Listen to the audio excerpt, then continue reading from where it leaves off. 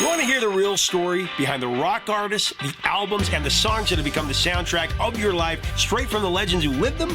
I'm Adam Reeder, the Professor of Rock, and on the Professor of Rock podcast, we go deep into the heart of the music that defines us and our greatest memories. Exclusive interviews, behind-the-scenes moments, and the untold truths of rock's greatest hits, told by the artists themselves, stories you won't find anywhere else. If music moves you, this is your backstage pass. Subscribe now to the Professor of Rock podcast. Welcome to Talk Cosmos, the show where Sue Rose Minahan and her panel of guests bring you insightful conversations to awaken consciousness for soul growth. Come journey with us through astrology's energetic cycles and get ready to understand your path in the cosmic roots of the stars.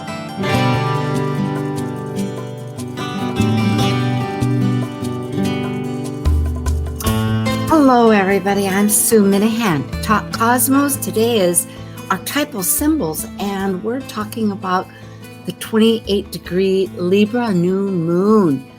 It will be a tricky one. Libra looks at extremes. It wants to balance those extremes. It's easier said than done, but yet that's what this is about. It's trying to find out how are we weaving these archetypal meaningful dimensions that add metaphysical reasons and ways to understand astrology. We are now ready to welcome Archetypal Symbols. Synthesizing the new moon consciousness through archetypal Sabian symbols, numerology, lunar mansions, tarot, and astrology, all together illuminating a new moon vision story. This is your Archetypal Symbols panel. I'm Sue Rose Minahan, founder of Talk Cosmos since 2018. I'm an evolutionary astrologer, consultant, speaker, writer, vibrational astrology student, Dwarf Planet University graduate, Kepler Astrology Toastmasters Club charter member. I have a fine arts music degree plus a certificate in jazz. I'm an artist, musician, and certified color energy life coach. Especially, I love mythology and esoteric philosophies. I'm Elizabeth Liz Machette, a professional astrologer, intuitive, numerologist, and tarot reader. I'm a certified sacred healing counselor, providing nurturing, in-depth consultations for individuals and couples. I'm an author, blogger, speaker, and international Reiki master and teacher. I create safe space in which to explore the deeper patterns of your life, to clarify your current circumstances and help you find your best path forward. And I'm Justin Crocodelsey, an archetypal Jyotish astrologer, yoga and meditation teacher, and author. I combine both Western ancient astrology and modern psychological astrology with Eastern Vedic astrology, and I specialize in predictive, electional, and karmic astrology for individuals and couples. I also do in-depth astrological research into arcane astrological concepts, focusing on the mystical, occult side of astrology. Eleanor Roosevelt once said, "Yesterday is history, tomorrow is a mystery, and today is a gift." And that's why it's called the present. Hi, Liz and Justin. Yes, we're here together, and every time I hear that quote, I'm so glad that we included it because it's, yes, today is a gift. Yeah, well, thanks for having me today. Yeah. It's good to be back talking about the new moon. You know, it has been a while. It feels like it. Perhaps it's been the eclipse season. Perhaps that's why. And anyway, here we are. Let's dive in. It was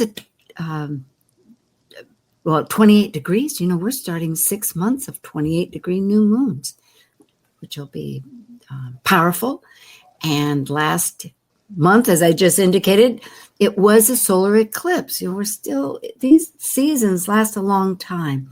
But maybe a brief thoughts about unmasking reality versus karmic relations, because reality does relate strongly to karmic, you know, what's happening. Yes.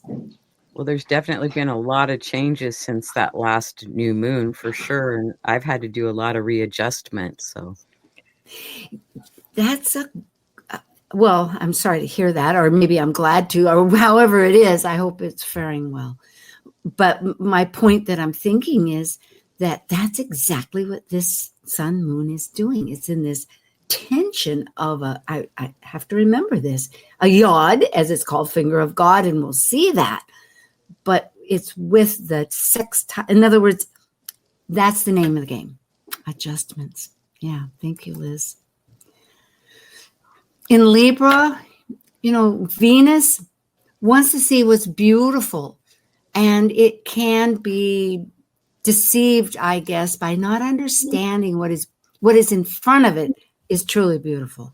It has this mixed idea that, no, it's got to look this way. It's got to have that shape. It's got to have this viewpoint. It can be rather set, I think. Any thoughts? Anything you want to add here? Because it's always good. We have time to talk a little bit about Venus, because this is what the light is giving us, is this prism that is saying, what's your desires? Is it really fulfilling what makes your heart sing into its life? That's beautiful, that gives you harmony, that gives you some sense of joy. Or are we struggling? Everything I read about, I just picked up a book about Esther and, Hicks, because I was at the library volunteering, and it was sitting there for $1. And essentially, yes, we create. So there you go. We're creating. All right, we'll lead on.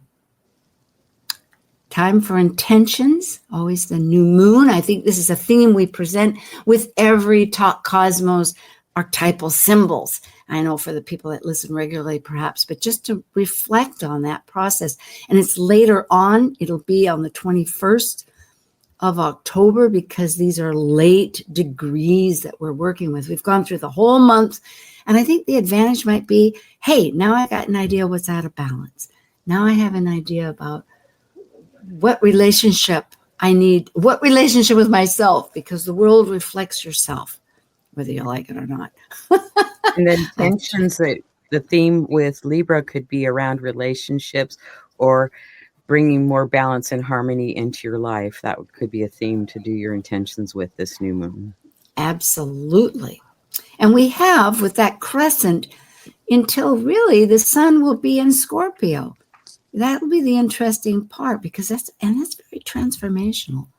Well, and if you want to also think about setting intentions for this moon, if you're an Aries sun or Aries, or have anything in Aries, then this is like a full moon to you, And then if you have a Leo sun or a Sagittarius sun, then this moon is sextiling your signs. So that really leaves a level of creativity for Leos or Sagittarius. And if you're a Cancer or Capricorn, this moon is squaring your natal sun. So it brings some element of needing change there with those.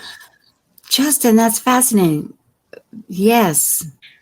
So those with Virgo would be a real aversion. It's well, not seen, because maybe, Virgo and Scorpio are so close to this, then it's almost a semi-sextile or a semi-square that okay, which is very short term. But if you think about intentions, you might want to think about how this moon is aspecting your natal sun.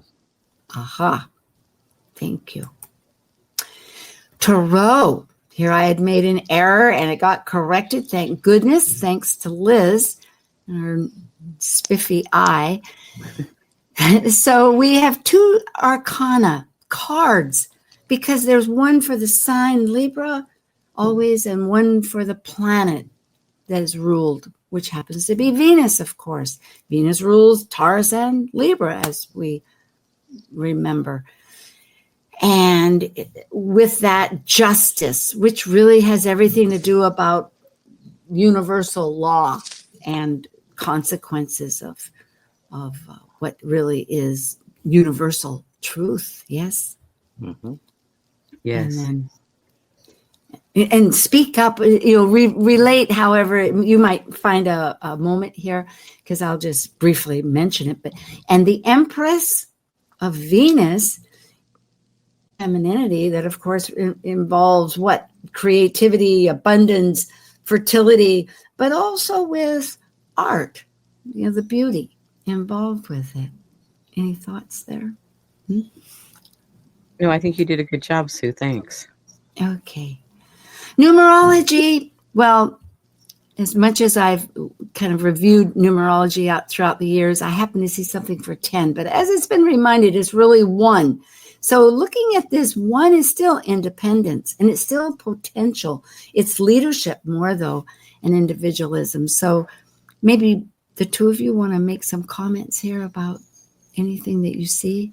Well, the 28, so the 2 is about polarity, and the 2 is also rules the moon, the number that corresponds with the moon. And then the 8, lots of times is our rewards that we receive from our hard work and efforts that we put forth. And that reduces down to a 10. So the 1 is about independence, and it rules the sun. And the 0 is about infinite possibilities, and it rules Pluto. And then when it goes down to a 1. So that's what I'm going to share. What about you, Justin? No, I think you got it covered. You're the numerology expert, so I love listening to you talk about numerology. So absolutely true. And what's so fascinating is that Pluto is at 1 degree right now. So interestingly, it combines that 0 and the 1. There's huge transformation. Maybe that's what we're all feeling. Maybe. I mean, gee, we're astrologers, but still life is what it is. And that reflection is always, and here I'm talking Libra. Libra is really the reflection sign, because how we feel inside is what we get reflected and back and forth. But transformation is a process, especially after the eclipse. Very good thing. And actually all the outer planets are really at 0 or 1 right now. Uranus is at 0, Neptune's at 0, Saturn actually just went back into Pisces, but it's really close to that 1 or 0. So all the outer planets, with the exception, of course, Jupiter, but from Saturn on out are playing around those anaretic and beginning of the zodiac degrees. New thresholds. Yes, indeed. I'm glad to hear that. And they're retrograde, too. I thought that's what you were going to mention. We're still at that season, I guess, for other lack of saying it, where these outer planets they take a long time lasting in their retrograde. Pluto just went direct, so we're on a path, but we're repeating that path. We had a shadow path. When it kind of reinforces that 10 energy, the 1 and the 0, because the 0 degree and the 1 degree, it's like those planets are just kind of getting the feel of what that new sign that they've joined, how they're going to move forward. And it's like still kind of trying different things and seeing which one feels good or fits, and then to move forward. So to me, there's always a lot of change with that too, the 0 and 1 degree. Yes, a certain amount of crisis, I would guess, too, with that. Anyway, we will go on. That's what we're hoping to mitigate, is a bridge between those changes of crisis. Jyotish, lunar mansions, the nakshatras. This is where Justin has his. Yeah, the Jyotish. In the Jyotish, we have the lunar mansions, which are the portions of the sky that the moon or any planets go through at a time, and there's particular mythologies and meanings behind these sections of the sky. In this particular one, the sun and the moon are in a nakshatra or lunar mansion called Chitra, and it's in the 4th pada, which is ruled by water, of course, and this particular one's ruled by Scorpio.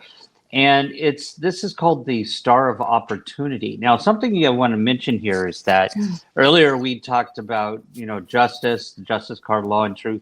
And this actually is related to this lunar mansion here. There's a crossover or a complementary thing here. The basis above it is law and base below is truth.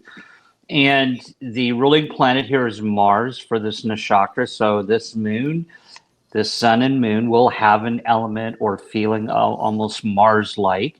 And the ruling deity is Vishvakarma, which is this deity is known as the celestial architect or the cosmic craftsman of the universe. And I need to kind of explain this. So when anybody has any planets in this nakshatra, they will probably tend to be somewhat more analytical a little bit, also very skillful. It has an engineering or design effect with this. So this sign is, or this nakshatra is related to like what do I want to say, making jewelry, or working with things that are skillful. And so the keyword theme for this, of course, is mysterious. This is in the fourth pada, and it has an energy of skillfulness or engineering. And this also has the power, the Shakti power, is to accumulate good karma or merited life. So this, if you want to put it back to what we were talking about, the new moon intentions, this is a good new moon. If we look at favorable activities from a Jyotish standpoint, would be, designing anything or building anything, or getting something started that deals with any type of something that you have to put together, or even planning, or anything that takes any type of thinking around conceptual design or structure or engineering. So that's the nakshatra chitra that the sun and moon are in this. It offers quite a bit of hope whenever I see opportunity and the skill and actually to accumulate good karma. In other words, with work that is fortuitous. Yes, that's right. And so if we think about this, again, it's Libra, and you're talking about relationships. This can be the time when we can improve things with our relationships, or anything that is around the theme of Libra. Thank you, Justin. That's with the Sabian symbols. This story, it is a story. Each one is an imagery. Medium spiritualist Elsie Wheeler it created these really back in 1925, and they have deep meanings, and we'll go ahead with them, and we're going to do 3 of them and work first from the ascendant, and then the midheaven, and then we'll go to the sun and the moon. So it'll be a span of these 3 degrees. And as you can see in this case, there they are. It's going to be for the East Coast, because we always start ours here in the United States, there where our capital is, because it is a dynamic, continues to be dynamic energy here. So we are focusing on that. But so your location of your midheaven and ascendant would be different, because that is how when the sun rises every 2 hours, it shifts to another sign. And here it would be 9 degrees Scorpio for the ascendant and 16 degrees for the midheaven, which are square. And of course, the sun and the moon is 28 degrees of Libra. We'll begin with the ascendant at 9 degrees. So the past earlier degree, just to give you an idea of what was leading into this, was 8 degrees Scorpio, a calm lake bathed in moonlight, which relates very much to this. Well, I'll read it, but it's a quiet openness to higher inspiration. So there's that calm, that real thought of meditation, but it is needed in order to receive. We have to calm. It opens up that area. So let's find out what 9 degrees is, Liz. Okay, 9 degrees Scorpio, a dentist at work, and overcoming the negative results. So I like that. And it's all about inventiveness, accomplishing something. So repairing something. Justin? Yeah, and then of course the last one here, Scorpio, 10 degrees is fellowships, upper reunites old comrades, and the key word here is comradeship. So it's really about establishing and strengthening our links with those that we have a shared life experience with. Yeah, it sounds very much like the nakshatra there. I was just thinking about the inventiveness, Liz, that you had brought, your keyword there, and thinking of the skillfulness and the ability to make good karma. So it seems to be working together so far. Yeah, preparing yourself with the calmness of the moonlight, and then it's like you take a little meditation or a deep breath or go wash your hands, and then you can accomplish the work. And then, you have a relationship with somebody, because the dentist and the patient. So there's like that relationship there. So yes, getting ready for that drill. Or for instance, a crystal, which you showed us earlier there, Justin, where you are located. That's meditation or clearing. That's good. Yes, Liz. The midheaven is at 16 degrees Leo, where the sun is very strong and rules it, of course. So 15 degrees would be the past in Capricorn. no, because it's supposed to be in Leo. Oh, So rat spook. wrong Yes. one up there. I did. And well, I don't then. have my book right next to me to find it. Why don't you, if you got your book there, Liz. I know I don't. It's in the other room. Oh, I've got it. I've got mine here. Leo, let's do it. Oh, in fact, sometimes maybe. Okay, so it's 15 degrees, Leo. I've got 13. Okay, 15 degrees is a pageant with its spectacular floats. Moves along a street crowded with cheering people. And it's this more or less sensational release. Oh, they've got that today all over the United States. Of energies, dramatizing unconscious aspirations, both of our primitive and instinctual nature. And the key word here is demonstration. Boy, that's today. And what's the next one? Oh, thank you. Yes. The next one is a thunderstorm ended. All nature rejoices in brilliant sunshine, surge of life and love after a major crisis. And it's the joy and power of new beginnings. Okay, that's right. That's always the 16. And what's the 17? A volunteer church choir singing religious hymns. The feeling of togetherness unites men, women, and their dedication to a collective ideal. And the word is togetherness. So have you noticed in the ascendant one and then this one, the last one deals with being together with others? The other one was comradeship. And this speaks back to the whole thing about relationships with this theme of the Libra. Of course, we know rules relationships, but I just thought I'd point that out. Ah, yes. And very dynamic. I mean, it really is. It's surge of life and love and the feeling of togetherness. So after, what did we begin that with? Well, in the new beginning, I like that the middle one was the new beginning. So that's perfect. Oh, good. Let's find out what the new moon is then. Well, this one is 28 degrees, so we'll start with 27. Libra, an airplane sails high in the clear sky.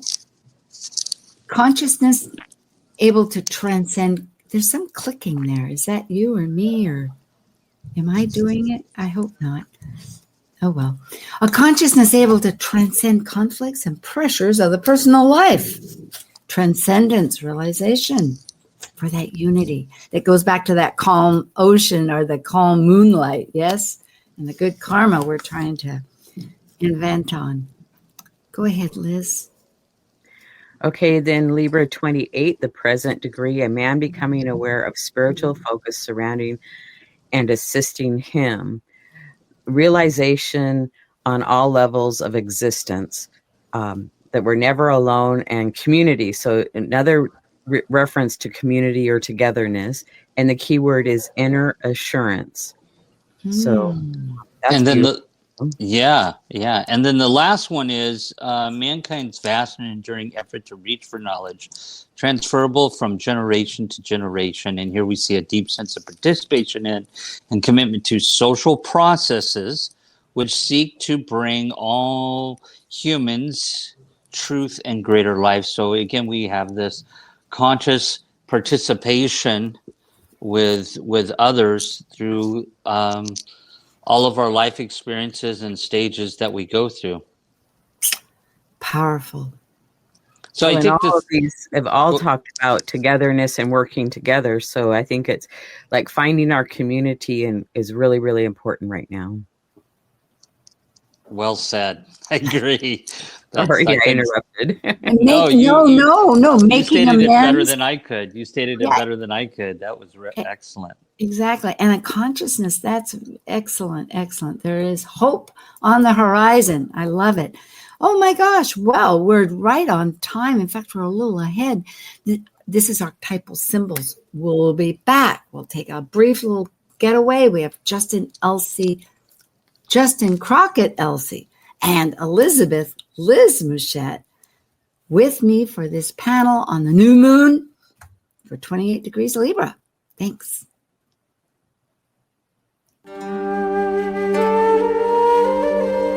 While we take a break from this week's edition of Talk Cosmos, let's take a look at this cycle's archetype. We are currently in the Yang period of Libra, ruled dually by Venus. By leaving the lower hemisphere of the self, the energy of Libra enters the arena where the completed self meets the other than self to form a relationship based on partnership. As a cardinal air sign on the descendant angle, represented by the equinox of equal light, Libra's energy learns through comparison and relationships, with the intention to integrate duality and polarities. Talk Cosmos brings insightful conversations to awaken consciousness for the soul growth with hour-long programs.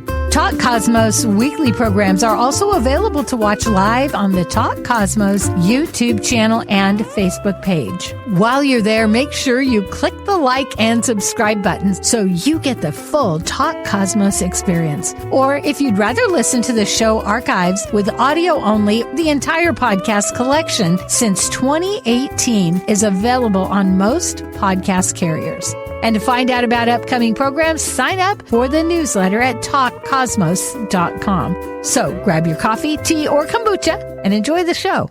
This is Martha Norwalk. Every Sunday morning, beginning at 9 a.m., thanks in part to the Ananda Institute of Living Yoga, we cover the world of animals. This week, October 26th, it's an encore presentation. Tune in to hear our last healing show with Dr. Nels and Linda Rasmussen. Together, they helped callers and their animal friends with emotional, behavioral, and physical issues, and you can receive a surrogate healing just by listening and following along with Linda's instructions. Hope you can join us, Martha Norwalk's Animal World, Sunday morning, 9 a.m. to noon, right here on Alternative Talk, AM 1150.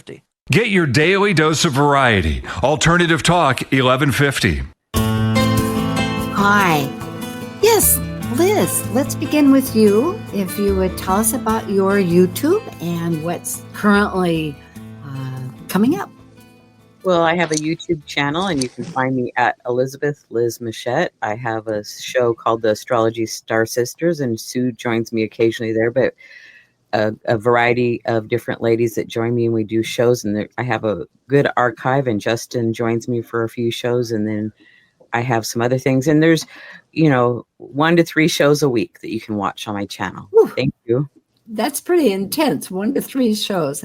Kudos to you. That's fantastic. Justin, and yourself.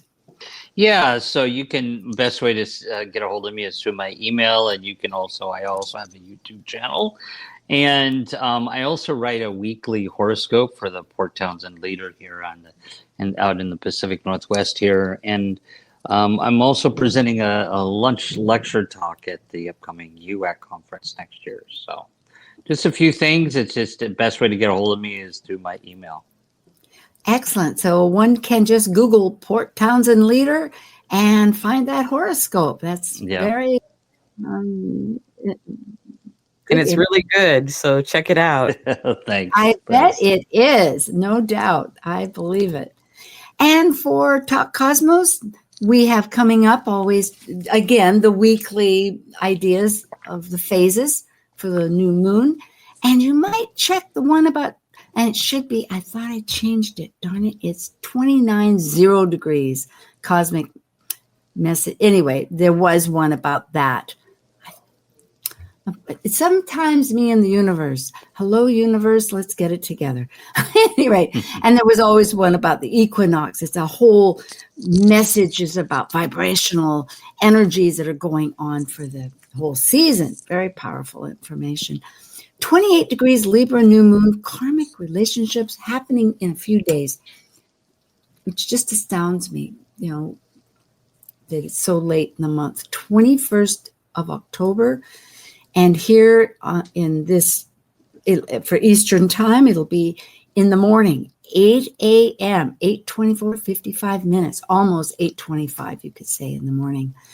This particular chart just shows how that new moon is being affected.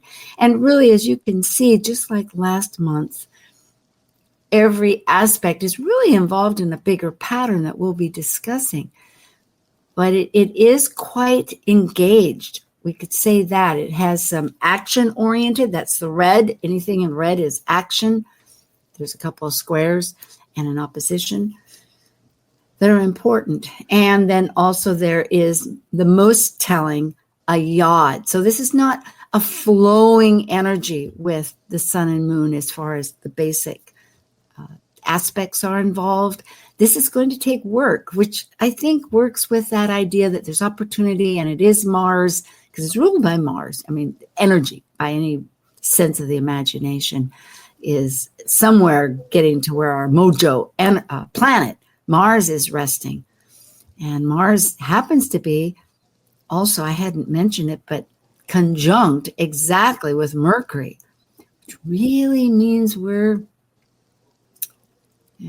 speaking deeply.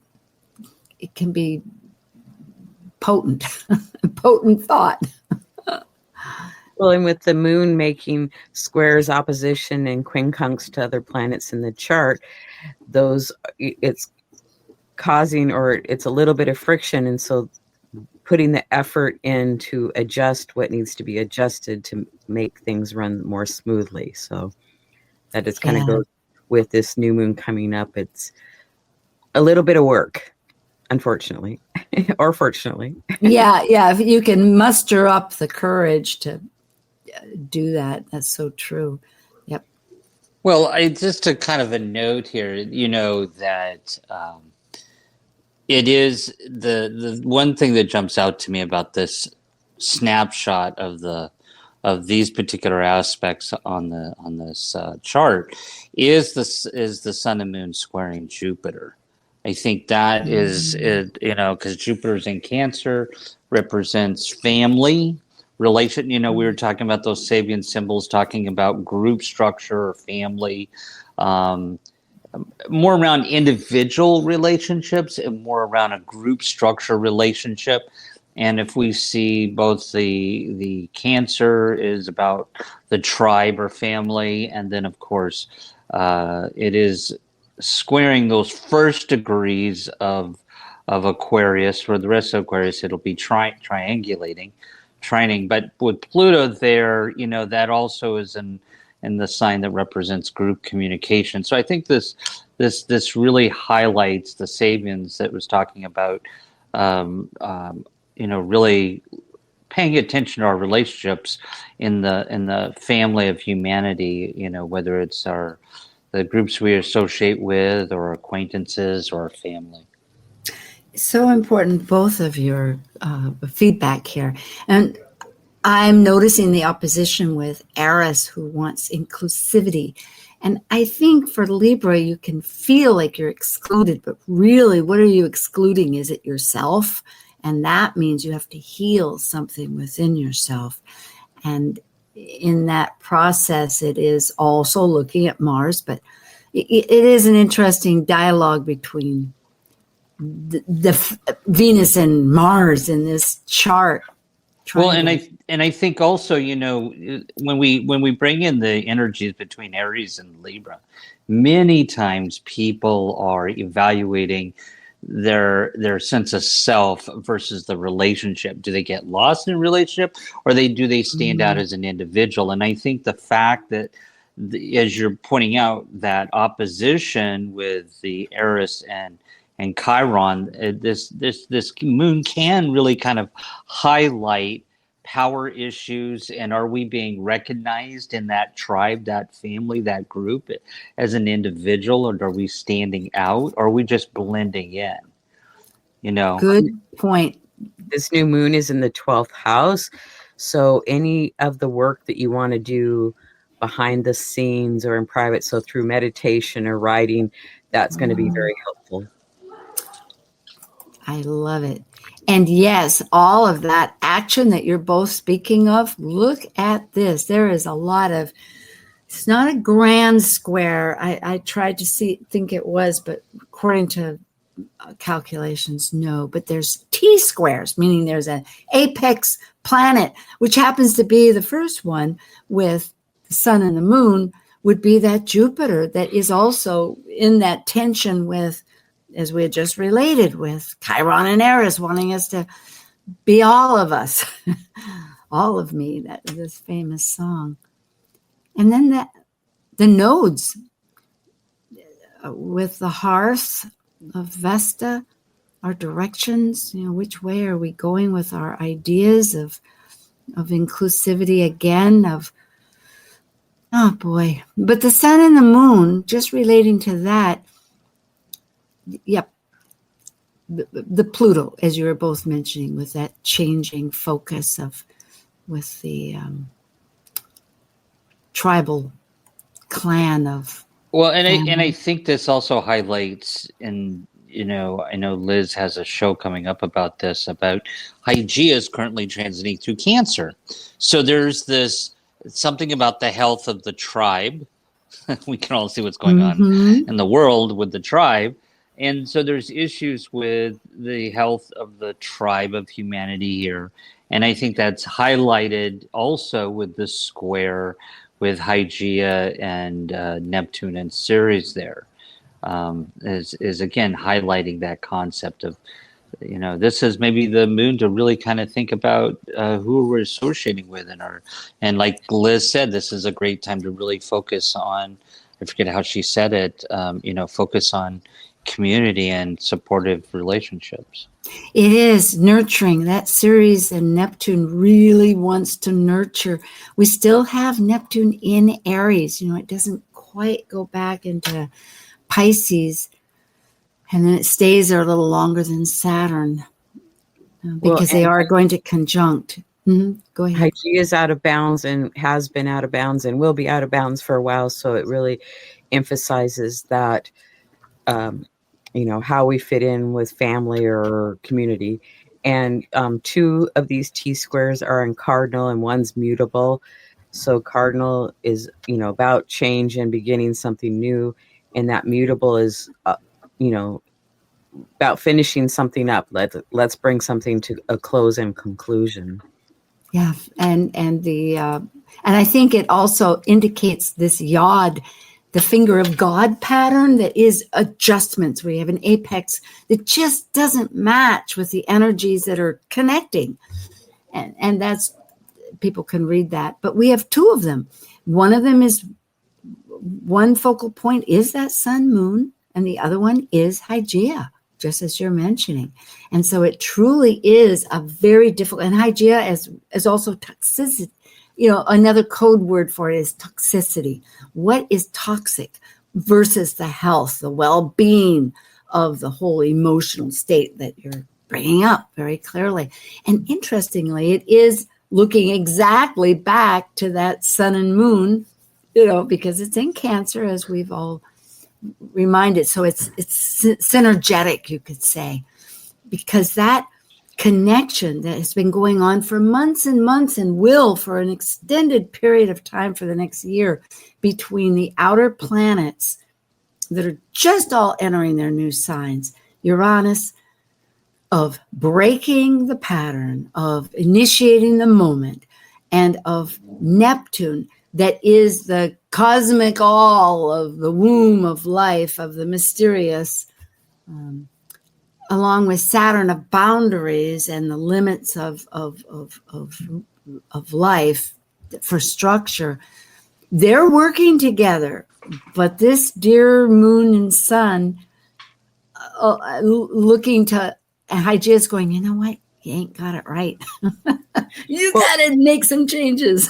The yod with the sun and moon, the moon will move on in a few hours after the new moon on the 21st, which I believe is on Tuesday. And so that only lasts a day or two. But the one with Hygeia, Juno and Pallas Athena, the asteroids, is going to last a little longer. Yes.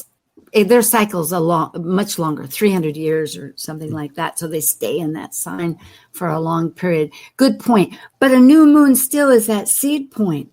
So therefore, this energy, and that you're right, it's transitory and very much so. But why are we even looking at it? Because it's saying, oops, this is the start. This is your little seed. Take what you need and plant it. And it could be from the eclipse because, it takes a seed from the... Yes, go ahead, Justin. Well, no, and I was going to say, at the end of the day, the bottom line here is because they're quincunxes, there's something we have to bring back into balance. Mm-hmm. Libra is saying it. Yep. Balance with ourselves. Quincunx is about an inconjunctus, an imbalance between those points. So, we're having to bring in the energies of Uranus and Saturn into balance with relationships. And looking at Hygeia, since you're both, reminding us of this, it's needing to work with Juno, which is everything about relationships but it's our belief systems. Like what supports that pattern of our beliefs, philosophies, could be religion for some, law, everything that's Jupiterian, Sagittarius, but then also the transformational idea of, because, well, not so much Pluto, but really Pallas Athena, that's our strategy. And that is with, again, going back to the networks, looking at the community. So, yeah. The health of our relationships and make a new plan. Yep, that's it. Thank you. Well, we have a Thor's hammer, and this is another focal point. But this time, it's a driving energy that really says, change, baby, change. And it starts with a square that's action right from the beginning. And then it's a super duper change. It's a square and a half, 135 degrees sesquiquadrate.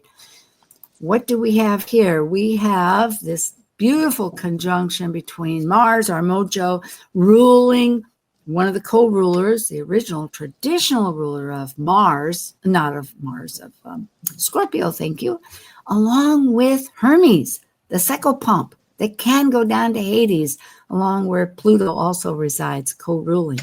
And they have a lot to say when they connect.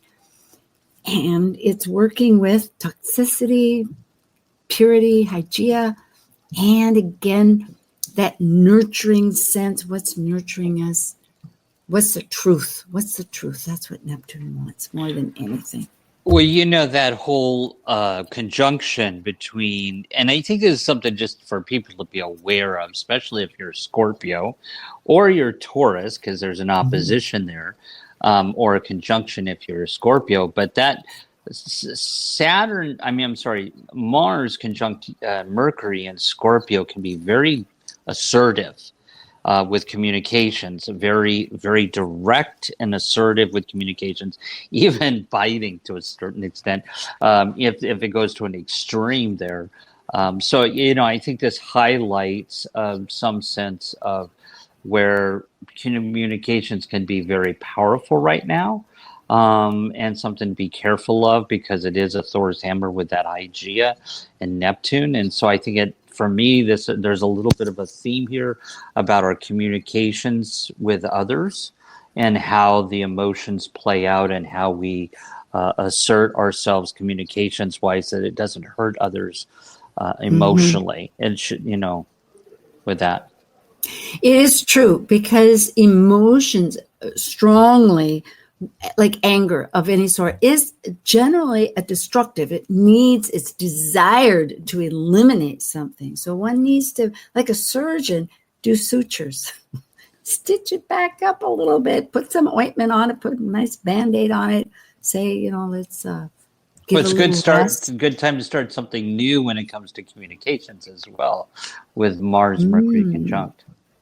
Well, and with this horse hammer, the Hygeia Square series pointing to that Mars Mercury, it's like, be careful with your words, because series is about grief and our hurt, or how we're nurtured. So you could unintentionally say something that could be hurtful to somebody or not help them in their grief.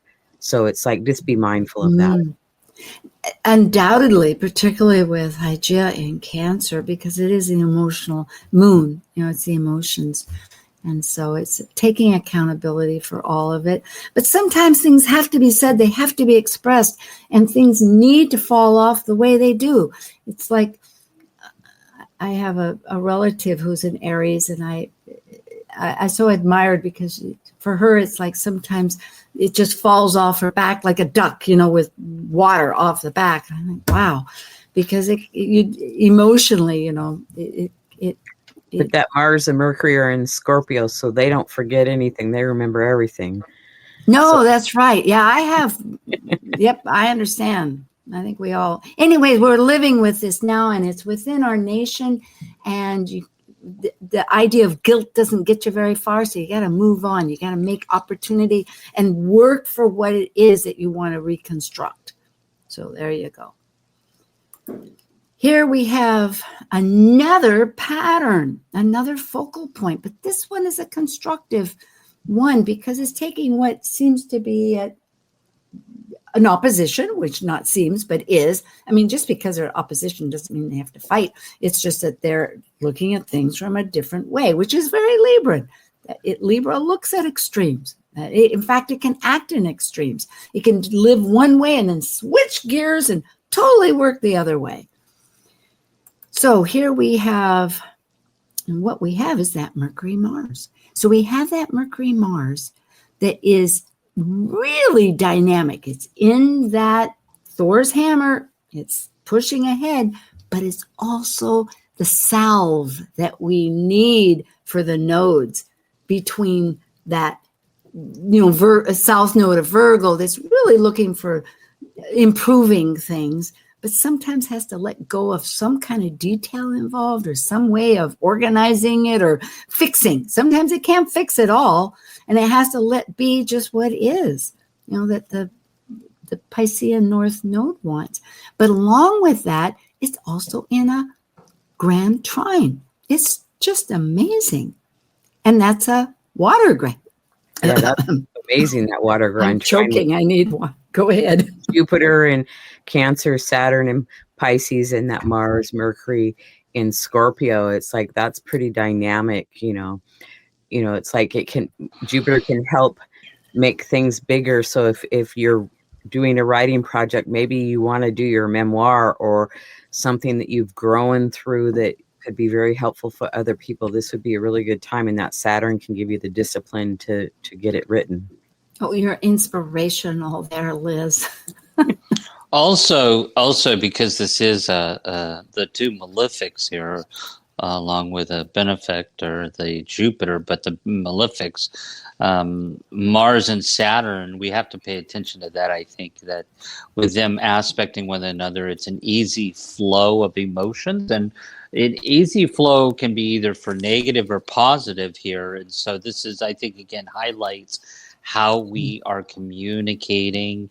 And because emotions, this is, as I think you just said, Liz, emotions can be very powerful right now. And so it's really about some sense of balance there with this, because they could go over the top with Jupiter being in Cancer, along with the harshness of the two malefics, Saturn and Mars aspecting with an easy flow. I mean, this could be like where a person just goes overboard with their emotions and really sets things off. So it's really about some sense of balance here as well. But again, if it's a good time, you could also accomplish some really powerful things. Now, this is also globally, because it's not just the United States. The timing is such. We have our Scorpio rising, so this wherever else a person is, but these planetary energetic themes are current. And we're, of course, soon moving into a very strong Scorpio season. I mean, this is just initiating, as I said, 6 months, always between the two eclipses. There will be a set of eclipses on this half of it, of the year. The degree stays the same, but it changes the sign. Right now, it's the balancing act, the teeter-totter that, as we've expressed. And if emotions rise too quickly, seek out somebody that can help you work through those if you need assistance. Well, you might need more tools. It may be you need to ditch something. It may be you need to totally wipe the slate clean and start again. You can't sometimes salvage things, but hopefully, yes, things can be salvaged. And with the right communication that we've brought up and the right personal attention to what details need to be taken care of. Because I think that South Node is saying, look, maybe you're not attending to the right details. Maybe, you got to take personal accountability of things too. But I wouldn't just say, yeah, and that way you might need help from somebody else to work that, how to manage that, how to get the plate balanced, what to do. Justin, you were going to say something? Oh. Okay, and then we have too many grand trines there, one with the outer planets. It's been active for probably a year and it's going to be continuing for quite some time. Then one with the asteroids, Juno, Pallas, and Ceres. So we have a lot of activity in this new moon with the asteroids this time period. So that I find that very interesting. And let's look at what they're saying, because we related this a little bit. I mean, I did when it was, but generally it's that nurturing, that strategy of nurturing with our partnerships, our alliances. Yep. There's a new strategy, and that helps, I think, with this. This is a constructive, if we put it that way, there's quite a bit of attention. Well, we have, interestingly, I added this at the end because the new moon starts Mercury. It's exactly on this date that the shadow path of Mercury that will be retrograde at 20 degrees Scorpio begins. And it goes all the way up to November 9th. It'll be that retrograde period. And then the entire path will be from, I think that's right. At any rate, we don't have it in front of us. So. Well, I would definitely say that 2 days after this, this new moon, people should really even be more aware, because that moon will be in Scorpio, crossing over that Mars and Mercury, initiating initiating things even stronger than what we've just talked about when that moon, and it'll be a short thing, of course, a short transit, but 2 days after this new moon, it'll be really powerful. People should really pay attention to that day with the moon in Scorpio on Mars and Mercury. And I think, too, going back over what we've all talked about and remembering both of your emphases about the meditation, such as the moon, one of the Sabians with the moon. But Liz, I know you're talking about take a breath and meditate. But here we have Mercury, that's the cycle pump. Mercury, what is the messenger that goes into our subconscious, goes into the Hades, talks to the ancestors, talks to the guides, talks to the spirits, talks to all the archetypes, and comes back with information for yourself. And if we're willing and able, we could revise a path, course correct as we call it, or go deeper, like writing that book, as you were mentioning, or that story or that journaling, however it works. Well, this new moon offers great opportunities in changing our relationship with others, our relationship with ourselves, our relationships with our community. So this is, to me, very exciting. Potential, opportunity, right? Shitra, Nakshatra. Yep. Yeah. Is it now? It's not shit. It wasn't the Shitra. It's the Chitra. pod. Shitra. No, Sorry. it's Chitra. Like Chitra. Shitra. Yeah, Okay. Shitra. I think that is Shitra. my moon, as a matter of fact. Yeah, I've noticed that. Well, thank you, everybody, for joining the show. And thank you most especially to Elizabeth Liz Mouchette and Justin Crockett Elsie for taking the time out of your lives to join me today and conclude this message for our listeners to help their lives walk the path that we're all journeying in this collective family where we do care about how we nurture ourselves and others. So Thanks for having me, and I'll see you next month. Oh, good. It's good to be with both of you today, and I'll look forward to next month as well. Thank you both. Now we'll lead on in your balance. Blessings. Thank you for joining an insightful conversation on Talk Cosmos, the show where Sue Rose Minahan and her panel of guests awaken consciousness by connecting soul growth patterns with astrology's energetic cycles. Be sure to tune in next week, same time, same place, to continue your journey through the roots of the cosmic pathway.